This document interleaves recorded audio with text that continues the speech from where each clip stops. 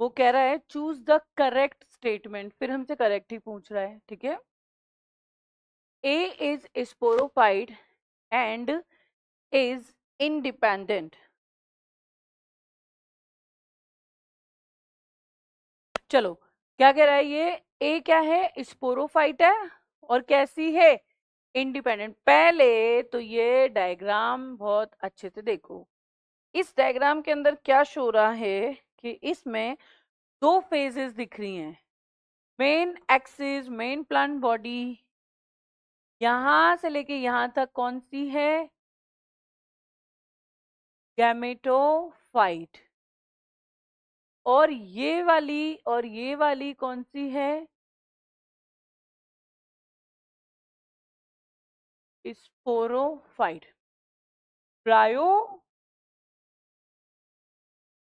Bryophytes के अंदर हमने देखा कि मेन प्लांट बॉडी क्या होती है? गैमेटोफाइट। और ये गैमेटोफाइट कैसा होता है? ये गैमेटोफाइट होता है independent photosynthetic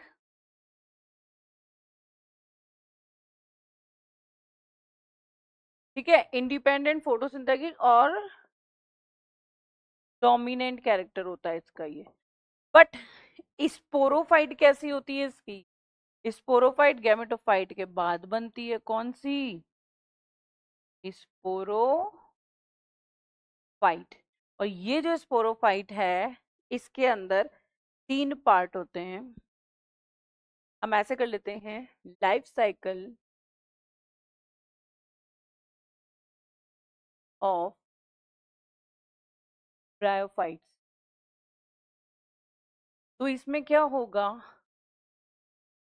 main plant body कैसी होगी? ये होगी गैमेटोफाइटिक। और ये गैमेटोफाइट का फीचर हमें पहले ही पता है कि इसके अंदर बहुत सारे कैरेक्टर्स होंगे। पहला कैरेक्टर ये कैसा होगा? फोटो सिंथेटिक टाइप का होगा। दूसरा कैसा होगा? इंडिपेंडेंट होगा, ठीक है। तीसरा कैसा होगा? हैप्लॉइड फॉर्म करेगा। और कैसा होगा? डोमिनेंट। क्लियर हो गई ये बात? इसमें अब क्या होगा? ये जो स्टेज है गैमेटोफाइट, ये किस में बदल जाएगी? गैमेट फॉर्म करेगी। और गैमेट कैसे होते हैं? तो यहाँ पे हम लिखेंगे, ये क्या करेगी? Gamete formation. और gamete just like in behave, एक मेल की तरह होगा, एक फीमेल। मेल और फीमेल की जब मीटिंग होगी तो क्या बनेगा? डिप्लॉइड। और इस स्टेज को क्या कहा जाता है? स्पोरोफाइट। और स्पोरोफाइट जो है आगे चल के क्या बनाएगा? स्पोर बनाएगा। फिर स्पोर क्या बन जाएगा? न्यू प्लांट बन जाएगा। क्लियर? फिर यही फिनोमिना चलती रहेगी, इसको कहेंगे लाइफ साइकिल। अब यहाँ पे क्या करना है? जो स्पोरोफाइट है ना, इस स्पोरोफाइट के होते हैं तीन पार्ट, ठीक है। और ये तीनों पार्ट किससे जुड़े हुए होते हैं? गैमेटोफाइट से। फूट, सीटा और कैप्सूल। तो देखो, फिगर में आपको दिखाई देगा, ये इसका फूट है, ये सीटा है, ये कैप्सूल। तो फूट का मतलब होता है जिससे ये जुड़ा होता है। ये फूट जो होता है, ये किससे जुड़ा होगा? तो आप यहाँ लिख दो, attach, attached with gametophytic plant body. Clear? फिर उससे निकलेगा सीटा और फिर बनेगा कैप्सूल। तो कुछ इस तरीके का स्ट्रक्चर ये निकालता है और ये बनता है कैप्सूल।